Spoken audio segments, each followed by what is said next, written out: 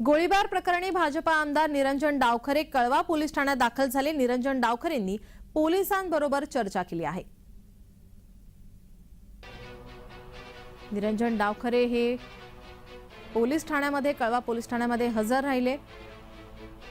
यावेळी त्यांनी पोलिसांबरोबर या सर्व प्रकरणाची चौकशी केली, चर्चा केली।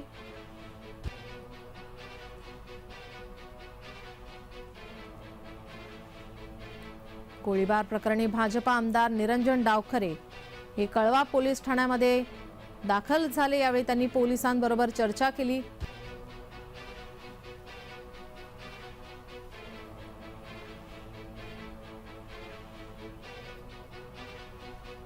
हे संपूर्ण आता प्रकरण चिघळण्याची शक्यता वर्तवली जाते।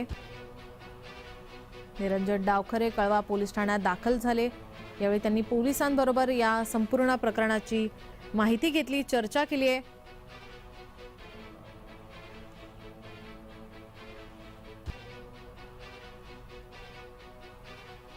हा गोळीबार आता निरंजन डावखरे यांच्या हद्दीमध्ये असल्यामुळे आता निरंजन डावखरे यांनी कळवा पोलीस ठाण्यामध्ये पोहोचताच या ठिकाणी पोलिसांसोबत चर्चा केली आहे।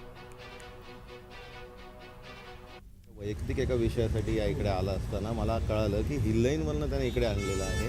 मी अंडर एन इम्प्रेशन असं होतो की ते अजून हिललाईन पोलीस स्टेशनलाच आहेत। कळवा पोलीस स्टेशनला आणण्याचं खरं तर ते सिक्युरिटी पर्पजसाठी आणला असेल असं मी गृहीत पकडतो, पण कळवा पोलीस स्टेशनला आणला असेल हे मला माहीत नव्हतं।